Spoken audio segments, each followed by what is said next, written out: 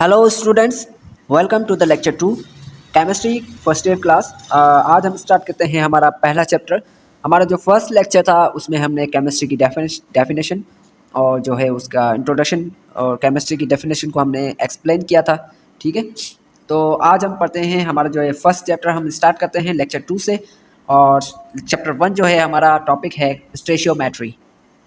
अच्छा, स्टेशियोमेट्री बेसिकली दो वर्ड से मिलके बना है। स्टेशियोमेट्री क्या है? दो वर्ड से मिलके बना है। स्टेशियोमेट्री जो है ग्रीक वर्ड स्टेशन और मैट्रॉन से निकला है। स्टेशन का मतलब है एलिमेंट्स, मैट्रॉन का मतलब है मेजरमेंट या फिर कैलकुलेशंस। ठीक है, यानी कि चीज़ों की मेजरमेंट करना या कैलकुलेशन करना, एलिमेंट्स की मेजरमेंट करना। बेसिकली हम यहाँ पे पढ़ेंगे एलिमेंट्स की मेजरमेंट करना।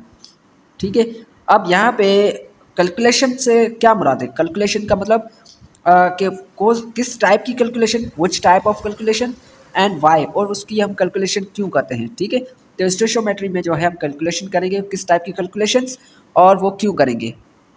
तो स्टूडेंट्स, सबसे पहले हम समझते हैं स्टेशियोमेट्री का जो है कॉन्सेप्ट। स्टेशियोमेट्री जो हम क्यों कहते हैं स्टेशियोमेट्री, देखो इसका हम एग्जांपल लेते हैं इस तरह से। अगर मुझे चाय के 3 कप बनाने हैं,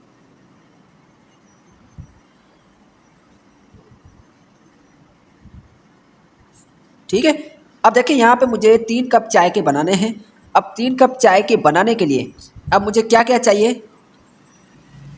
मिल्क, मुझे मिल्क चाहिए, शुगर, उसके बाद वाटर भी डाल सकते हैं, वाटर की जगह मिल्क ही सही है। ठीक है, और उसके अलावा फिर पत्ती, चाय की पत्ती, ठीक है, टी।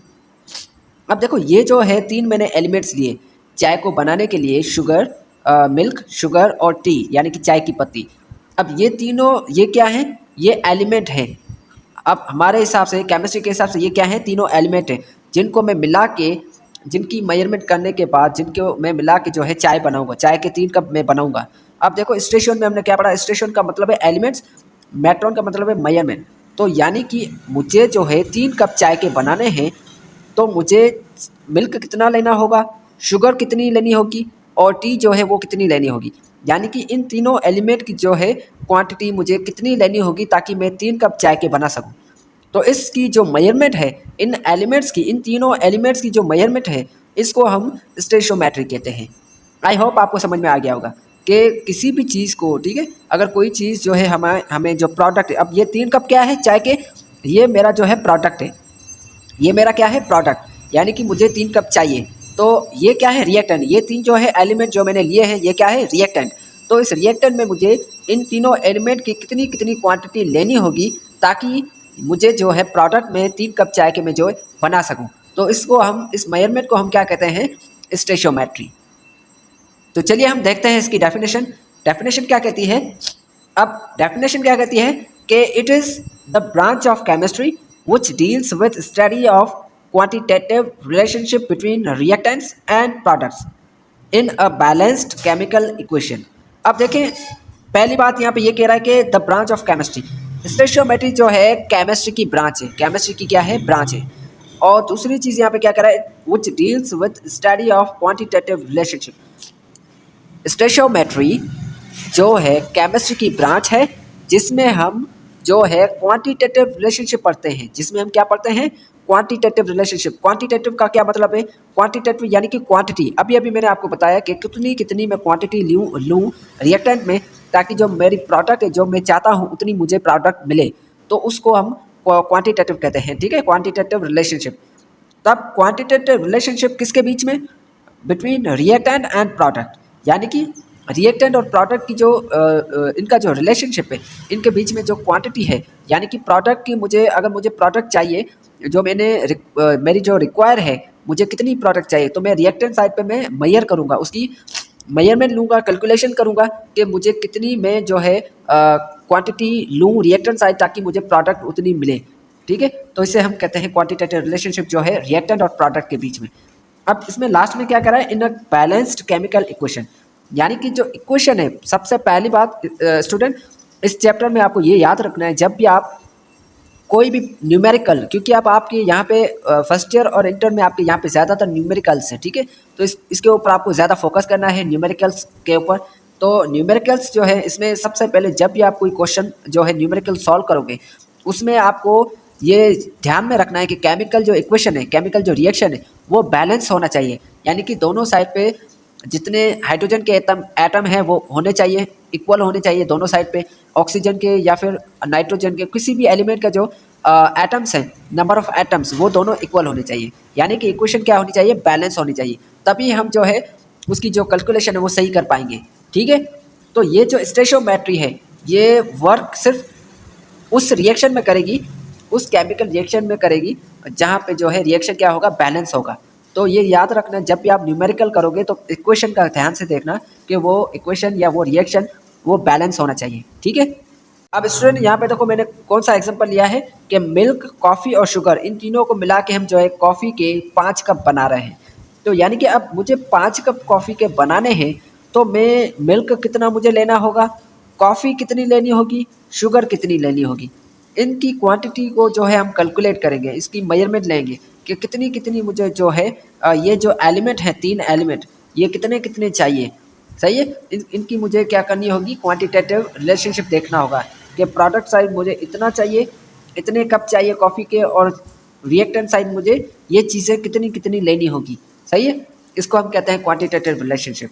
तो इसको हम कहते हैं बेसिकली जो है इसे हम कहते हैं स्टोइचियोमेट्री। सही है, अब यहाँ पे हम जो देख रहे थे डेफिनेशन में balanced chemical equation, balanced chemical equation का मतलब क्या है, इसकी अगर मैं डेफिनेशन की बात करूँ, यहाँ पे देखें, बैलेंस्ड केमिकल इक्वेशन मतलब equation which shows exact mole ratio, यानी कि वो इक्वेशन जो एग्जैक्ट मोल रेशो शो करे, यानी कि exact number of mole show करे। अब यहाँ पे देखें, सपोज यहाँ पे ये इक्वेशन है, यहाँ पे 2 हाइड्रोजन के एटम हैं और यहाँ पे 2 है जो ऑक्सीजन के एटम, यानी कि ऑक्सीजन गैस, हाइड्रोजन गैस और ऑक्सीजन गैस, ये दोनों मिलके जो है वाटर बनाते हैं। अब यहाँ पे देखें, हाइड्रोजन के 2 एटम है, ये रिएक्टेंट साइड है, ये प्रोडक्ट साइड है। अब रिएक्टेंट साइड पे यहाँ पे देखें हाइड्रोजन के 2 एटम है, हाइड्रोजन के प्रोडक्ट साइड पे 2 एटम है, यानी कि हाइड्रोजन दोनों साइड इक्वल है, बैलेंस है। अब ऑक्सीजन को देखें, यहाँ पे ऑक्सीजन जो है यहाँ पे 2 है, यहाँ पे ऑक्सीजन आगे कुछ भी नहीं, यानी कि 1 है, यहाँ पे कुछ भी नहीं है यानी कि 1 है। तो यानी कि ऑक्सीजन यहाँ पे 1 है, यहाँ पे 2 है, तो इसका मतलब ऑक्सीजन जो है वो बैलेंस नहीं है दोनों साइड। तो हम क्या करेंगे, तो हम यहाँ पे ऐसे करेंगे कि इनके आगे जो है हम 2 लगाएंगे। अब ये देखो, जो भी नंबर है बैलेंस केमिकल इक्वेशन में हम जो नंबर लगाते हैं इक्वेशन को बैलेंस करने के लिए, वो नंबर हम इसके आगे लगाते हैं। ठीक है, यहाँ पे हम नहीं लगाएंगे, यहाँ पे जो नंबर है वो हम आगे लगाएंगे।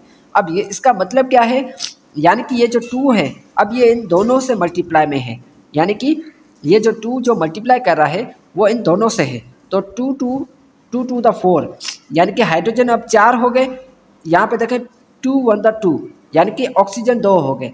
अब ये 2 जो है वो हाइड्रोजन से भी मल्टीप्लाई करेगा और ऑक्सीजन से भी मल्टीप्लाई करेगा। तो ये जो है 2 और 2, ये 4 हाइड्रोजन हो गए और 2 ऑक्सीजन हो गए।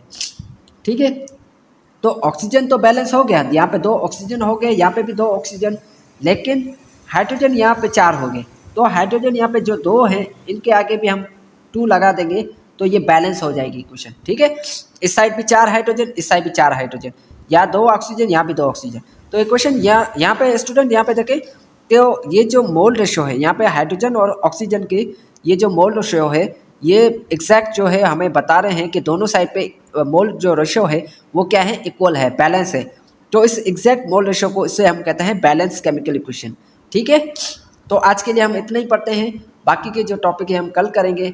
और आज की जो क्विज टेस्ट है आई होप आपने कर ली होगी, सुबह के टाइम 11 बजे मैंने सेंड की है लिंक, और जिसने नहीं की है वो अभी भी कर ले। नाइट में जो है, रात को मैं 12 बजे तक जो है रिजल्ट शो यहाँ पे कर दूँगा। ठीक है, तो आप टेस्ट जो है वो अटेम्प्ट कर लें। Thank you.